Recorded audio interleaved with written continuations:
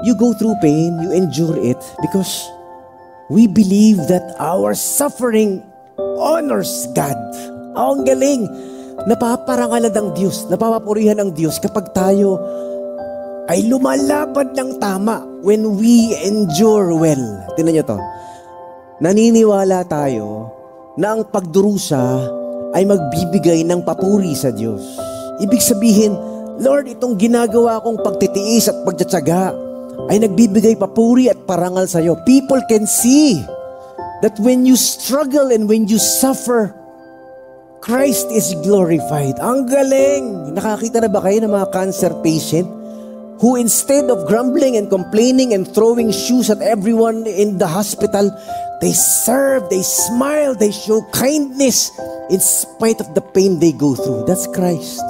Yun yung buhay na naglilingkod kay Kristo kahit may iniinda at may pinapasang mabigat at mapait at masakit.